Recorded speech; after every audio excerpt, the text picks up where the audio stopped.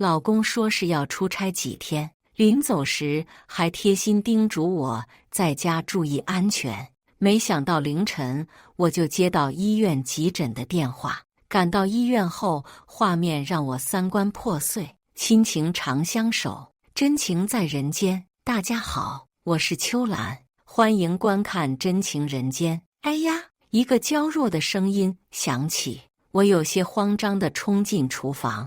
正在洗碗的是我老公远房亲戚的养女，说是远房亲戚，实际上也没有一点点血缘关系。他们委托我帮忙给对方在城里找个工作。说实在的，没有学历又没有工作经验的人，在城里是很难找工作的。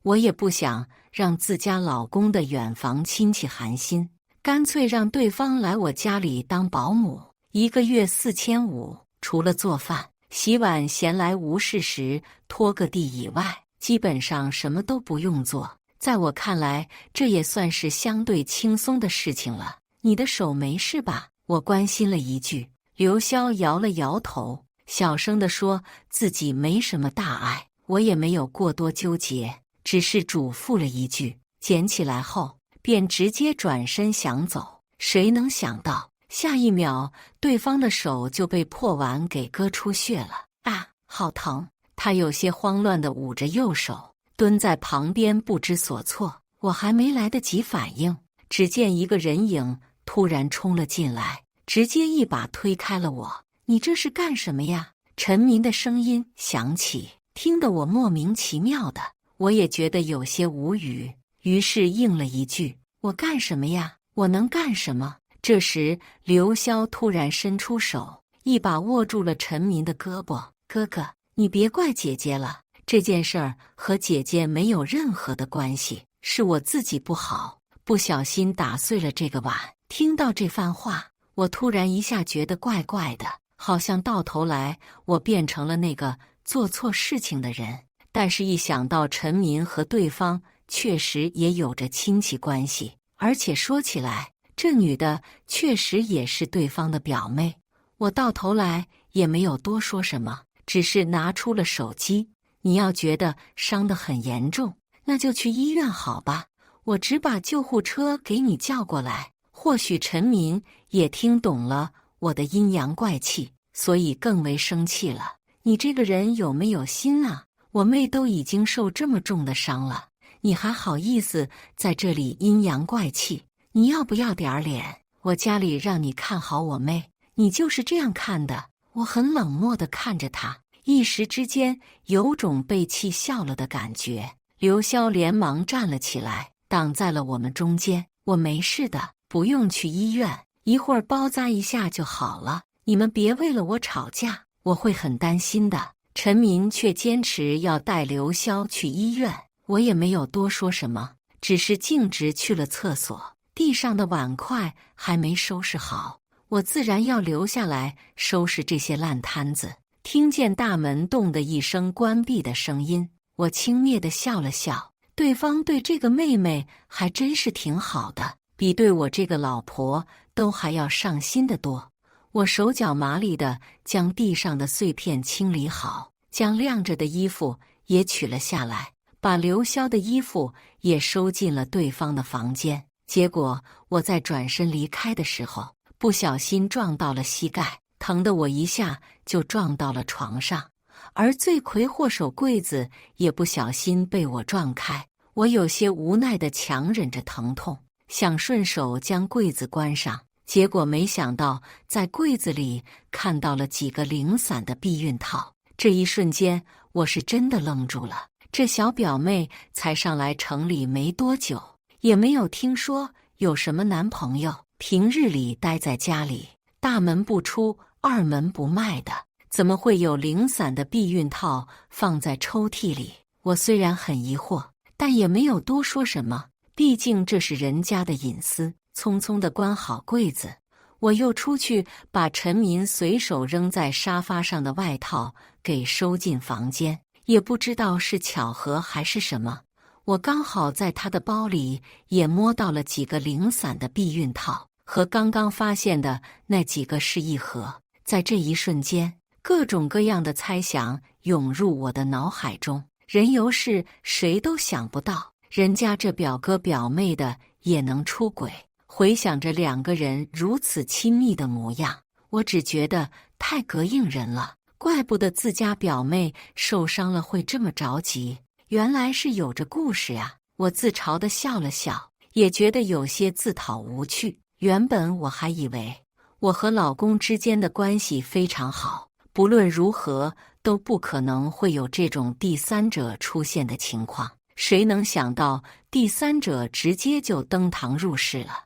我却像一个白痴一样，什么都不知道，还在这里给人家开着工资呢。想到了这里，我突然一下觉得自己就是个不折不扣的笑话。也不知道这两人在去往医院的路上会怎样嘲讽我，可能早就已经甜蜜地贴在一起，说我是个又蠢又笨的女人了吧。我深吸了一口气，内心也有些庆幸，多亏我们两人都没有生孩子的想法，不然现在想走还走不掉了。老公出轨对于我来说是一件非常严重的事情，我绝不可能会原谅这对男女。当天晚上，两人倒是手挽手的一起回来了，看他们这样子还真是亲密得很。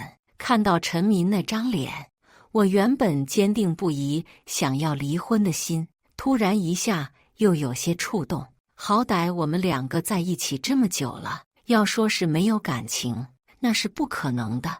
我没有办法做到像我想象中的那样洒脱，所以我决定再给陈民一次机会，不论如何，要率先看到他的表现再说。怎么样，手没事儿吧？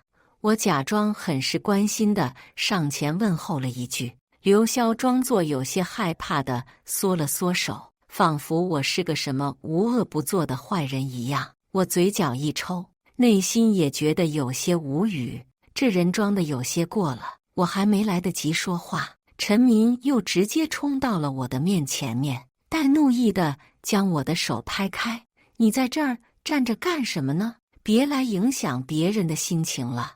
你要是真的关心过潇潇，怎么可能会让他的手受伤啊？看到对方大发脾气的样子，我轻笑一声。搞了半天，原来对方是觉得一切都是我的错，都怪我没能帮他那亲爱的表妹一起收拾东西，所以才会导致刘潇受伤。我轻蔑地笑了笑，直接转身回了房间。为了防止这个男人半夜进来膈应我甚至还贴心地把门给锁上了。然而一切和我想象中的也不太一样，这男人一晚上都没想着要进门。我思绪有些复杂，虽然表面上看上去很洒脱，但内心却煎熬无比。一晚上的时间过去，我根本就没能睡着。第二天大清早，我起床做早饭的时候，发现刘潇居然已经把行李给收拾好了。他在看到我以后，直接朝着我深深地鞠了个躬。嫂子，真是对不起呀，我从来没有想过要影响到你和我哥的感情，这件事都是我的错，我直接走了就是。说完，刘潇拉着行李箱转身离开。如果换作是平时，我肯定会赶紧上前阻止对方，并且说很多的好话让刘潇留下。可是现在我压根儿就不想理会这个女人，既然要走，那直接走就是，反正是刘潇自己想离开的，我也不怕有人戳我脊梁骨。刘潇一步三回头的朝着前方走着，似乎是在等待着我出声挽留。哦，你等等！我突然像是想起了什么一样，直接抬手叫停了刘潇。刘潇瞬间如释重负，肉眼可见的松了一口气，满脸笑容的转身看着我。嫂子，我就……他的话还没有说完，我就率先开口了，把钥匙留下。我朝着刘潇伸出了手。听到我的话，刘潇的表情也变得僵硬无比。嫂子，你这是……刘潇再次开口了，手中的钥匙被拽紧。我就看不惯对方那犹犹豫豫、故作软弱的样子，直接抬手推了他一把，随后用力地关上了门。或许是我关门的声音太大了，陈民也被吵醒，直接就挠着头从客房走了出来。对方身上的睡衣都没扣好，扣子上下都是歪的，怎么看怎么膈应人。大清早的又发什么脾气？他有些不满地瞪了我一眼，扭头朝着刘潇的房间里看去。此刻刘潇的房间空空如也，什么都没有。人呢？他毫不避忌地直接就走进了刘潇的房间，下一秒又气冲冲地跑了过来。是不是你又对我妹说了点什么，所以把人家给气走了？你这女人真是好歹多呀！人家来城里找工作本就不容易，你还想方设法地刁难别人，真是下贱！我冷漠地看着他，从未想过他的嘴里会吐出那么难听、肮脏的词语。下贱这种词是用来形容自己老婆的吗？看到对方那副极其担忧的模样，我随手指了指大门口：“你的好妹妹已经走了，你现在追出去的话，说不定还是来得及找到她的。”他二话不说，直接穿上鞋子就走了，完全没有看到我眼里的轻蔑。我也懒得理会他们，直接回到房间，准备睡个回笼觉。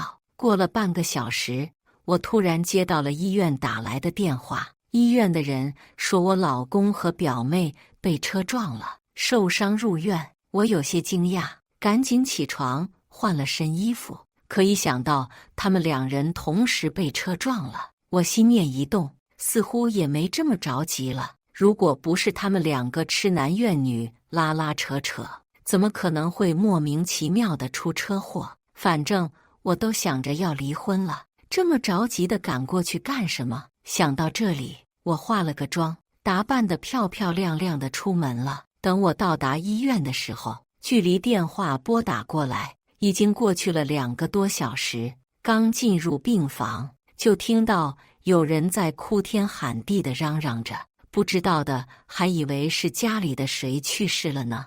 我一眼就认出来了，正在哭闹的人是谁。这些人不是陈民的亲戚，还能是谁？说实在的，我的内心还是挺看不起他们的，倒不是因为别的，而是因为他们的素质真的非常低。谁都知道，医院是病人安心养病的地方，必须要保持安静。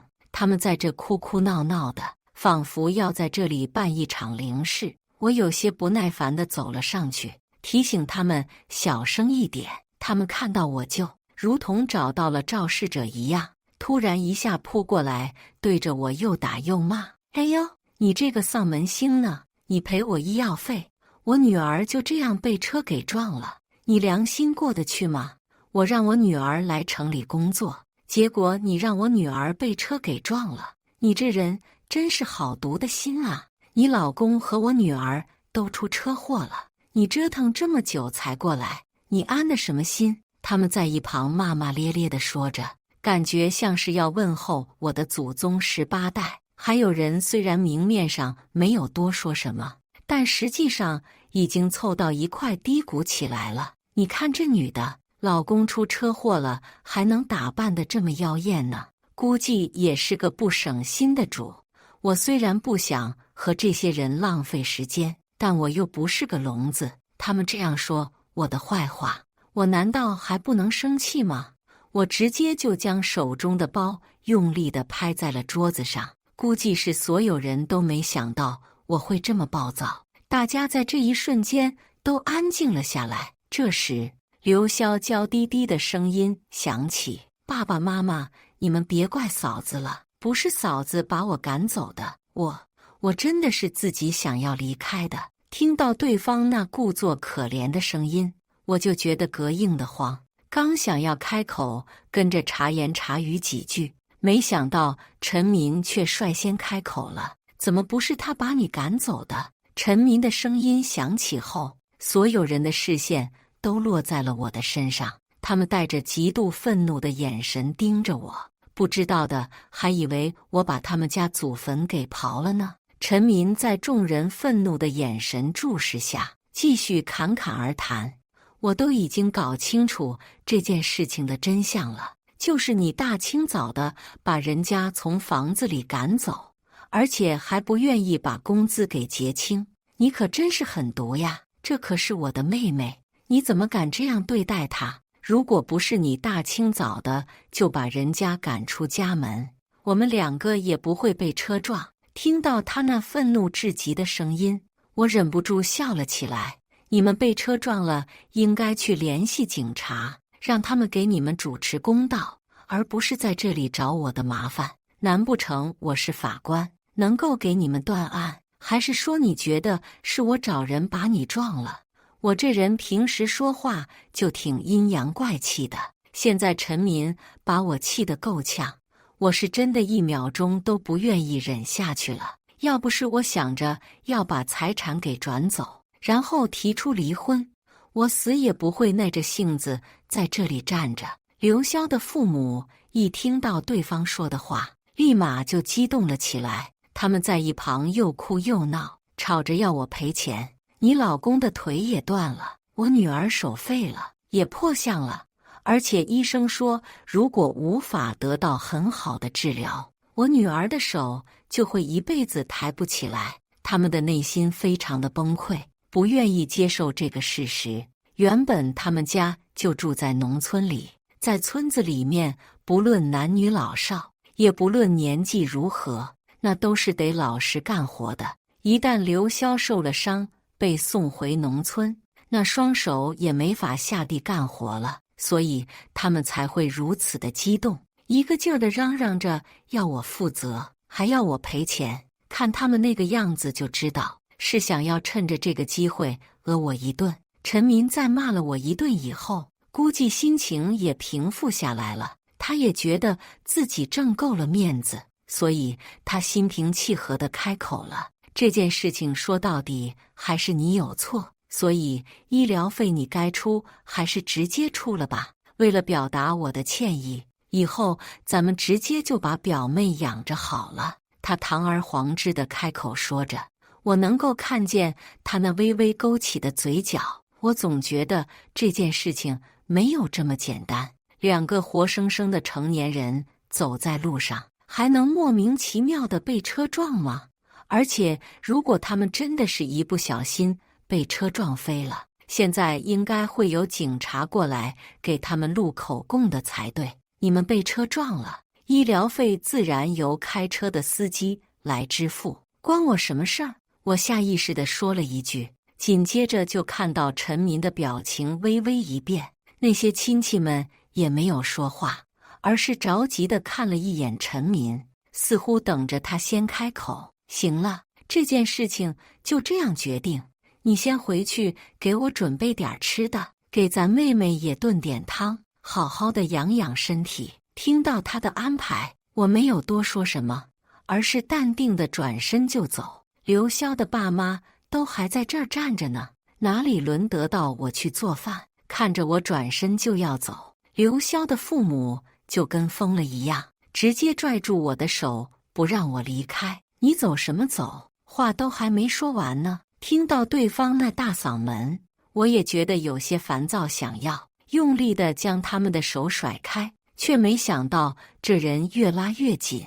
我女儿受了这么重的伤，你过来也不见道个歉。我算了一下，这段时间的误工费、医药费，还有精神损失费，你至少得给我们300万。刘潇的父亲直接就狮子大开口，说出了一个非常高昂的价格。我敏锐地注意到陈民的表情也微微一变，似乎对方对于这个价格也觉得有些夸张了，但是他也没有多说什么。我轻笑了一声，我手上也没钱啊，你总不能让我把房子卖了赔给你吧？他们一听卖房子这事儿，立马就激动了起来。你没钱还可以卖房子呀？如果你觉得卖房子会让你的房子折价，干脆就直接算个价钱，过到我们头上也行。我被这话给气笑了，扭过头轻蔑地看着陈民，家里可就只有一套房子，你确定要把房子拿出来？到时候咱们可就四处流浪，无家可归了。陈民的脸上没有半分的犹豫，而是正义盎然地点了点头。做错了事情就要付出代价，是我们对不起人家在先，所以就算是要付出点什么，我也认了。听到这番可笑的话语，我不再犹豫，而是直接转身离开。临走之前，我还听到他们在问我这是什么意思呢？陈民一直在和他们说话，估计是在安抚他们的情绪，并且趁着这个机会辱骂我一番。离开医院后，我直接找到了一个做私家侦探的朋友。既然要离婚，那我肯定不会吃亏。如果仅仅只是大家的感情走到了尽头，和平离婚，那我不介意大家一起对半平分财产。可他这种出轨又想要拿钱的做法，实在是让我感到不耻。估计就算是我不跟他提离婚，过不了多久，他都会很主动地找到我，要求离婚。我们两个都想着财产转移的事情，只是他的这个手段有些过于卑劣了。我的侦探朋友速度可不慢，很快就搞到了他们车祸现场的视频。当他给我看这个视频的时候，我还有些惊讶。原本以为至少得过段时间才能拿到相关的证据呢。你的手段挺厉害的呀，怎么拿到的？我原本就知道他很厉害，没想到居然能厉害成这个样子。听到这话，他也有些不好意思地挠了挠头。这还不简单吗？你可是家属，想要拿到相关的证据，简直不要太容易好吗？听到了他说的话，我这才反应了过来是个什么情况。原来他是靠着这种手段拿到证据的。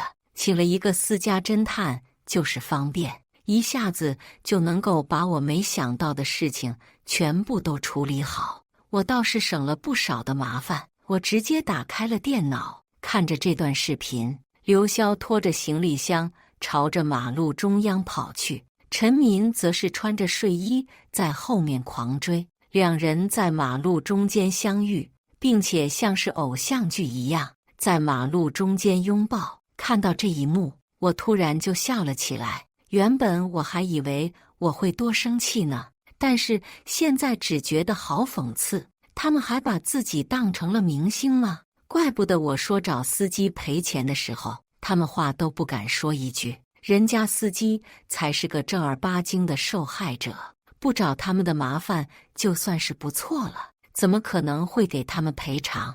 这个视频也算是他出轨的证据，不过这些证据还不够，你得帮我多找一点。我很是淡定地开口说着，内心也在规划着怎样才能够把所有的钱都搞过来。陈民这样背叛我，我如果不做点什么，还真不符合我的性格。把事情委托到了私家侦探的身上过后，我便直接回了家。这段时间我直接请了个年假，想要集中精力好好对付一下这对渣男贱女。我回到家里，刚过上几天的清静日子，没想到这对男女居然还提前回来了。罗云，不是让你回家做饭吗？这几天怎么都不见你来医院？陈民被推着进了房子，很是不满地开口问着。我冷漠地看了他一眼，我没时间，工作很忙。刘潇则是很乖巧地凑过去，哥哥，你别生气，嫂子又不是故意不来看你的，肯定就是工作忙啊。嫂子的工作是很辛苦呢，不像我，只是一个可有可无的保姆而已。一听刘潇的话，陈民就跟心疼的要命一样，直接凑过去小声地呵护着，同时还不忘扭过头让我道歉。刘潇的父母一进来就大刺刺地坐在了沙发上，现在听见自己闺女受委屈，更是生气了。罗云呐，这房子什么时候过给我们？我们可是找了律师，说是这套房都不够，你那辆车也得给我们，不然我们一旦提起诉讼，你至少要去坐好几年的牢。听到对方说的话，我整个人都惊呆了。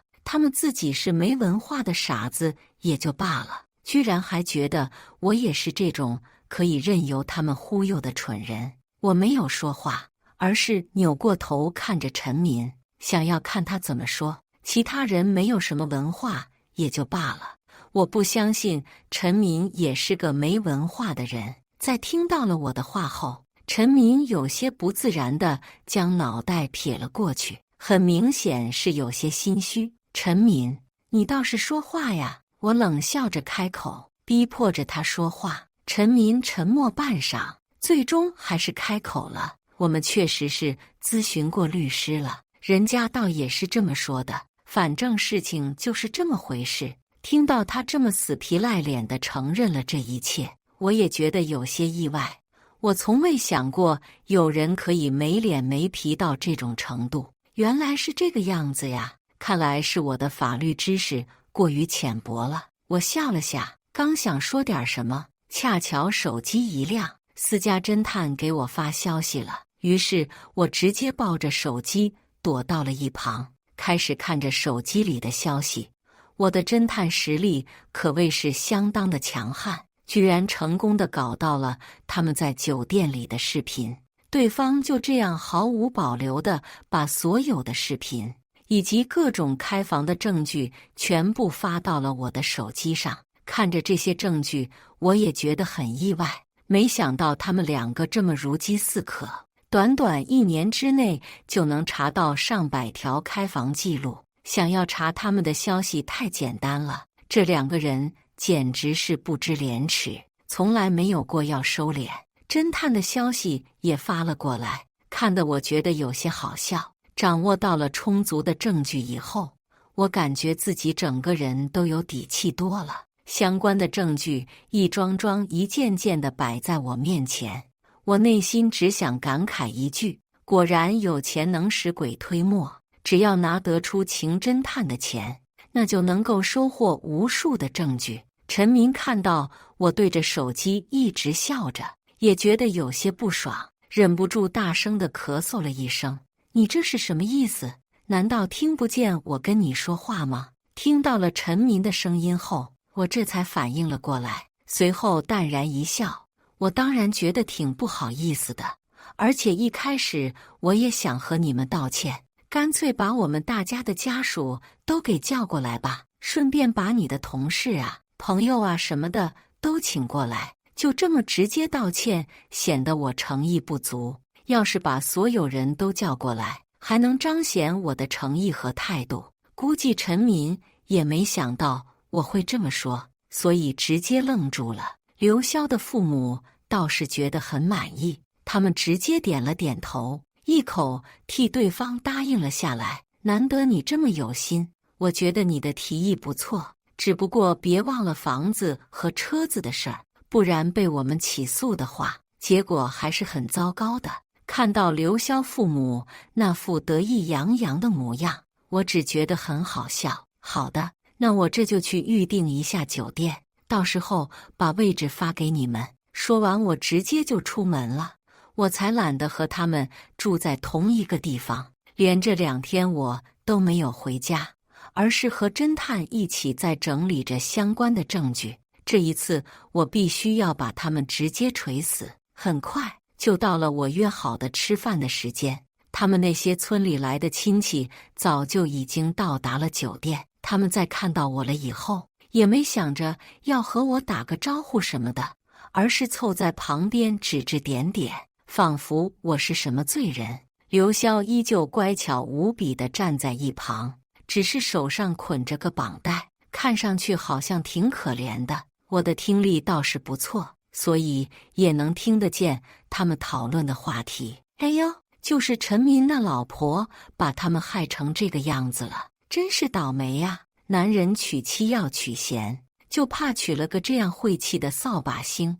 我听说他们家要把房子、车子都赔出来，而且这次还要专门开一个大型的道歉会。听到他们讨论的话题，我并没有觉得有什么意外，多半是刘潇的家人把事情给传出去的。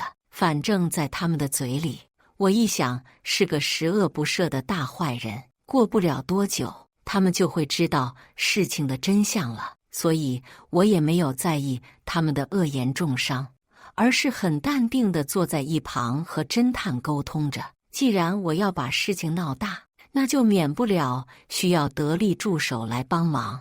对方和我已经就此事达成了一致，接下来会携手作战，好好的惩治这对男女。你也别太把这件事情放在心里，他们也都是不知道真相的人而已。但凡你把真相公开了，那他们自然会停止讨论。听到对方的安慰，我只是笑了笑，也没有多说什么。这件事儿根本就没被我放在心上，我甚至觉得很是可笑。我只期待他们这些亲戚们在知道真相后会是什么表情。但所有的亲戚们都陆陆续续地到达了现场。刘潇作为主要的受害者，跟陈民一起站在了台上。这两人今天还穿得挺正式的，不知道的以为这是对结婚的新人呢。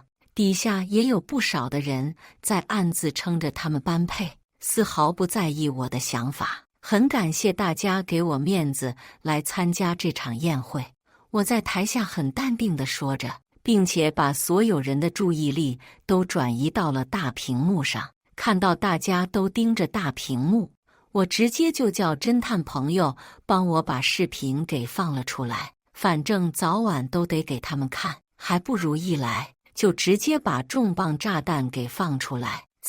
这就是你们眼里的好亲戚。伴随着视频逐渐开始播放，我的声音也响了起来。不过我知道此刻应该没有人想要理我，他们的注意力都在视频里。很快台下就响起了讨论声。作为当事人，陈民和刘潇也扭头看了一眼大屏幕，随后表情变得很难看。陈民挣扎着想要朝我冲过来动手打人，可他很明显忘记了自己的腿断了，而且是永久性的损伤。他顺着楼梯直接就滚了下去。刘潇也觉得难以启齿，直接捂着脸打算跑开。只是我的亲戚也不是吃素的，他们直接过去拦住了刘潇。大家的脸上都带着怒意，把这对男女全部都控制住了。跑什么跑？视频都还没放完呢。看到亲戚们都这么给力，我忍不住笑了起来，让侦探继续播放视频。本来国人就非常喜欢看热闹，对于这种伦理道德的事情更是觉得非常感兴趣，所以他们根本就没人离开，甚至有不少人都举起手机开始拍摄视频了。如果你们想要这些视频的话，我可以找人发给你们，绝对是最清晰、最完整的版本。我的话音落下，刘潇的父母也张牙舞爪地凑了过来，他们恨不得能够将我给打一顿。你这个视频是假的，你这个女人真是好很多呀，居然做这种假视频来骗人。看到他们这么气急败坏的样子，我朝着侦探招了招手。对了，怎么能错过你们呢？我把他们威胁我，逼迫着我将房子、车子转到他们名下的录音也放了出来。光是听到了他们那得意忘形的声音，就让人觉得非常膈应。明明是你们自己违规过马路，还在马路中间出轨，居然还要怪在我的头上。录音播放出来后，刘潇一家子人的脸色都变了，看他们这么惊慌失措的样子，我也忍不住笑了起来。你们天真的以为陈民是个很有钱的人，所以觉得把女儿送过来就能够进城里过上发财的好日子是吗？实际上陈民根本就没有工作，全都是靠着我在养他。这些房子、车子都是我一个人的，现在已经坐实了他出轨的事情，你们还想要钱？估计刘潇的父母也不知道这一点，所以在听到了我说的话以后，脸色直接就变了。你骗人！刘潇眉头紧皱，直接开口反驳我。峰哥说了，你虽然赚了很多钱，但是这些钱也有他的份，很明显，刘潇是知道对方没有工作的，但不知道这家伙是怎么忽悠的，居然把人家忽悠成功了。我冷漠地笑了笑，也不知道你是一个怎样的白痴，居然会相信他说的话。如果说一开始我们的夫妻共同财产确实是属于彼此的，但是现在情况不同了，他婚内出轨，我有足够的证据能够让他净身出户，以至于你想要的钱，呵呵，真是不好意思，你还真是一分钱都拿不到。刘潇听到这话，直接就气得晕倒过去。我也没有多说什么，只是让人赶紧报警。我已经有了充足的证据，怎么可能还会和这群人浪费时间？警察很快就已经赶到了现场，他们直接就把陈民还有刘潇一家人都给带走了。他们对我的威胁可是被我录音记录了下来，所以证据充足，他们就算是想要抵赖也没这个机会。等警察将他们都给带走以后，我突然一下就觉得浑身轻松，没想到这一切结束得这么快。我一开始还以为事情会非常麻烦，我的侦探朋友也直接凑了过来，对着我说了句恭喜。这有什么好恭喜的？只是一件小事而已。我这边证据充足，陈民也不可能会好过，他的情况很是糟糕。这一次和刘潇一家人联合起来坑我的事情也传了出去，刘潇一家人直接就统一了口供，说他是那个主谋。一切的证据摆在面前，他们根本就无法抵赖，只能够老老实实的选择妥协。半个月后，我的离婚起诉也收到了回复，由于男方已经坐牢，所以我能够轻而易举的成功离婚，不然的话，想要离婚还得等2次宣判。我也很庆幸他这一次直接被判了8年，等他有机会出来的时候，我早就已经消失得无影无踪了，怎么可能还会理会他半分？刘潇的父母在保释期间直接就找到我，不停地朝我磕头认错，希望我能够出具一份谅解书，这样他们也就不用坐牢了。就算是坐牢，也不至于会坐很久。一旦我不愿意出这份谅解书，那他们就要在牢里面待上很长一段时间。所以他们一群人朝着我不停地磕头认错，承诺不论是给多少钱，只要我出具了谅解书就够了。我只觉得有些好笑，这些人还真是想得挺多的。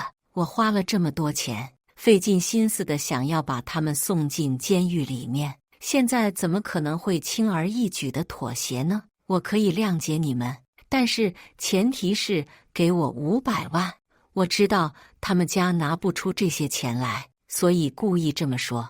刘潇的父母对视了一眼，他们在地上不停地磕头，求着我给他们一次从头来过的机会。我压根就不理会他们，直接转身就走了。房子已经挂出去卖了，我也不用担心卖不卖得出去的问题。这栋房子可是在市中心，我便宜了1成的价格出售，不少的人抢着想要来看这个房子呢。时间很快一天天地过去，我成功的将房子和车子都卖了出去，并且去了一个新的城市重新生活。